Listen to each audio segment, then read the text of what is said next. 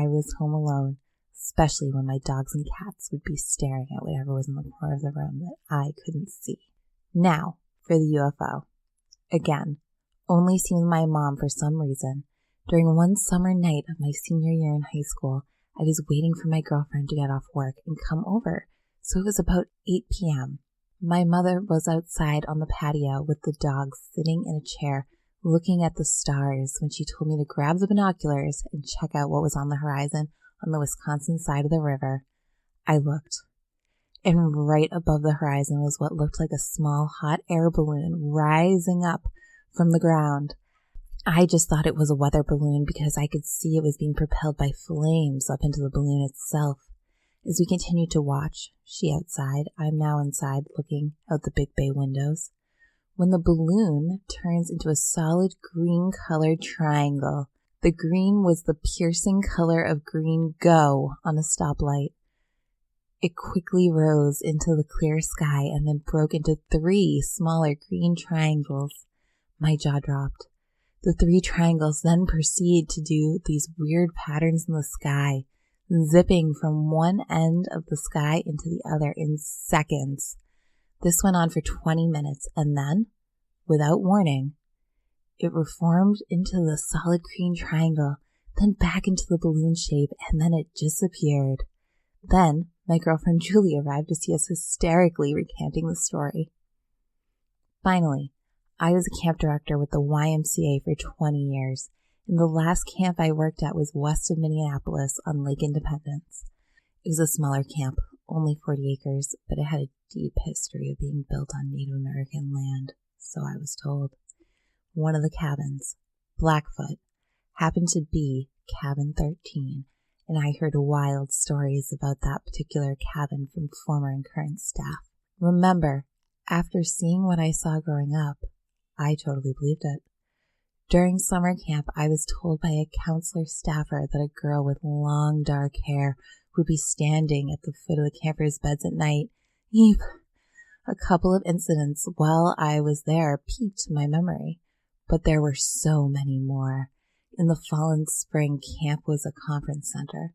There was a local private school that had held retreats there for over 40 years. In my last year there, I was hosting them and making sure all of the cabins were good to go. One of the security guards accompanied them to the camp and was staying alone in Blackfoot. The next morning at breakfast, I see him, and he's as white as a ghost and didn't look like he had slept. I asked him if he was okay, and he said, "Josh, I need you to believe what I'm about to tell you. Last night when I was falling asleep, I saw 2 dark shadows cross the room in front of me, and I heard a low, slow whisper, 'Get out,' and heard scratches on the furnace next to me. I'm a 60-year-old man who's seen a lot of things, but I slept with the light on that night." After breakfast, I went and looked at the furnace, and there were 3 long scratches in the newly replaced furnace metal. In the winter months at camp, living there alone, I had my 9-year-old yellow lab Indy there with me, thank God. It would freak me out when we would walk at night near the Blackfoot cabin. One night, when I was the only one there, we were on a walk near the summer office with Blackfoot cabin directly to my right, about 30 feet away, when the hairs on Indy's back go straight up, and he is staring at the cabin now in an aggressive stance. I turn and look to see the lights of the cabin flicker on, off, on, off. I know the doors of the building are locked and there are no footprints in the snow on the path. I freaked out and hauled butt, nearly beat my own dog back to the house. There are more stories to tell another time. Thank you for creating such a safe space for all of us to share our stories. Keep up the great work and keep the stories coming. Josh. Well, my goodness. Thank you so much, Josh. Those were all great stories. And you are our first person to write in from Minnesota. Cool. Thank you so much. And it's interesting, too, because you said you and your mother saw a UFO together. And when I was 16, me and my mother saw a UFO together. So I grew up in, obviously, New England, but I grew up in a little town on the south shore of Massachusetts. And we're right outside of a place called the Bridgewater Triangle. And the Bridgewater Triangle is known for all kinds of crazy paranormal activity, but very specifically UFO sightings. So my mother and I were driving to my friend's house. I remember this so clearly. And we're driving down Summer Street in Norwell. And we look up, and there is this giant, unbelievably huge aircraft in the sky, not that high up over the trees. And it's about the size of a football field. And there are all these insane lights on it. And my mom slows down the car. We stop and we're just staring at it. And we're like, what? I don't know what to do. And I am shocked. I'm 16. And I was one of those 16-year-old girls who, didn't really get along with their parents. I had like the crazy red hair. And I was so thankful to have my mom in that moment because I was freaking out. And she kind of started freaking out too. And we're just staring at it and we're like, oh my God, what do we do? What do we do? What do we do? And we decided to keep driving. And we're like, do we call the police? And my mom's like, what are we going to tell the police? And be like, what, we've seen an alien aircraft? So we drove. And we drove probably like 2 miles down the street. And at this point, it's a really wooded area. So we can't see the aircraft beyond the trees anymore. And we decided, okay, because we're like both kind of adventurous ladies. We're like, let's drive back and see if we can see it again. So we drove back and it was gone. And I'm telling you, this thing was the size of a football field. It was huge. It is an awesome experience I got to share with my mom. So I'm so happy for you because I know what that's like to have that experience with someone, that you and your mom also got to see a UFO together and a full-bodied apparition like that. That's crazy. God bless you guys. Oh, that's very frightening. And thank you so much for writing in, as always. Okay, so next I have a drive-by message from Jennifer Knapp, who is so kind and recorded herself telling the story. So we're going to play it right now. Hi, my name is Jen, and I grew up in the city of Newburyport, Massachusetts, which was settled in 1635. It has a rich history of activism and involvement in abolitionism and contributors to the Underground Railroad. High Street in Newburyport is littered with gorgeous mansions, some built as far back as the 1600s, and my story takes place in one of those mansions.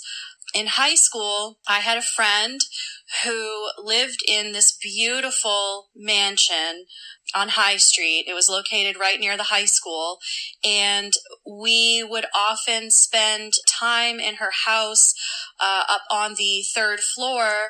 The attic had been renovated into a sort of media room, TV, and there was a sofa bed that we would often have slumber parties up there. It's situated up on the third floor also was her stepfather's office. So when you went up the stairs to the attic, when you got to the top, on the left was the office, and on the right was the sort of den that we would spend many, many nights in. When I first started going to her house, when you look around, the house is just beautiful, stunning. It actually had been featured in Better Homes and Gardens. By normal standards to the eye, it was just a sight to behold. I always had this sort of pit feeling in the house, and it just didn't feel right. And I always was sort of sensitive to houses and buildings and spaces if they had a sort of energy to them, whether good or bad. I rarely talked about it because it seemed weird to me. No one else seemed to feel that way. So anyway, after a couple years of friendship and spending the night at her house, I started to sort of mention it, and she was all about it. She said that she thought her house was haunted. She told me, a few stories where things would just randomly go missing, like a pair of pinking shears. And she would get in trouble because her mom thought that she had lost them, and she knew for certain she hadn't touched them. And then eventually they would appear like in the couch cushions of the office up in the attic. Weird stuff like that. But one night we were there. It was her, myself, and another friend, and we were spending the night, and we were up in the attic den area, and we decided it would be a good idea to make some prank calls on the phone. This was in the 90s, so, we had limited entertainment. So anyway, we're sitting there. We were situated in such a way that I was sitting next to my friend, and the girl who lived in the house was sitting facing us. We were sort of in a little circle around the phone. And my friend who lives there, her back was to the doorway of the den, which was also directly across from the doorway to the office. So you could just see straight through from one room to the next across the hallway. And of course, to get downstairs from there, you had to go toward the office and then down the stairs. So we're sitting there, and I look up over her shoulder, and I see in the office doorway this white figure, I guess. It sounds so cliche, but it was all white. It was in the shape of a human. It didn't have any specific features. It was somewhat see-through-ish, like a sheer curtain, but I really only saw it briefly, and it moved across the doorway in the office, inside the office, from left to right, and went directly into the wall and disappeared. So it was as if it was walking across the room and then just walked right into the wall and disappeared. Now, I said nothing, but I was staring up because I was shocked, and my friend who lives there, who was facing me with her back to this whole scenario, looks at me and says, "What?" Because she could see that my face, and then she looks at my friend who's sitting next to me, and she says, "What?" to her. So, of course, I look over at my friend, and she looks at me, and we both have this terrified look on our faces. And I said, "What did you see?" And I didn't want to say anything because I didn't want to give any suggestive images. I wanted her to say exactly what she saw. She described exactly what I had seen. She described it exactly the same way I had seen it. It was a white figure. It moved from left to right across the doorway and went in through the wall. So you can imagine how scary it was for us 3 14-year-olds to realize that we had just seen what I believe was a ghost. And we wanted to get out of there. We were terrified, but we had to go closer to the office in order to leave, which was the scariest part of the whole situation because, we ran to the doorway, but you don't want to bumble and fall down the stairs. So we had to be somewhat careful and slow when we really just wanted to scream and run. And so we did. We all together huddled as quickly as we could toward the door, hoping that we wouldn't see anything in that office, which was, of course, dark in there, and ran down the stairs and got as far away from that attic as we possibly could. And luckily, we didn't see anything in the doorway while we were leaving. I do have another incident that happened in that same house, but I'll send a separate voice message with that one in case you want to do them separately. But thank you for listening, and I hope that you liked my story, and I think you guys are great, and I love that you are doing stories specific to New England because I grew up there, and I know that there is a lot of, there's a lot of history there, and there's a lot of stuff. So I think that you guys are great, and keep doing what you're doing. Thank you. Well, thank you, Jennifer. That was awesome. That was a really good story. And thank you. And yes, we love telling stories out of spooky New England. And I am going to play your second recording on next week's episode. Give everyone something to look forward to. So thank you guys so much for sending those in. Please, please, please continue to send us your drive-by ghostings. I know Daniel down in Australia is on his way to sending us even more, so that's something else we can all look forward to in the future. And for 5-star reviews this week, we got 2. The first is titled, "You Guys Are Wicked Awesome," from Jen K. Thanks, bye. I love you guys focused on New England and more importantly, my lovely home of Massachusetts. Well, you are so welcome because that is our lovely home too. And the next one is "Love These," from Lauren A. Elizabeth, or Lorena Elizabeth. Yeah, that probably makes more sense.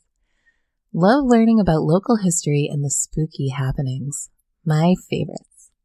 Well, thank you so much. Those were really great, very encouraging, and I love the support. Thank you guys so much. It honestly means the world.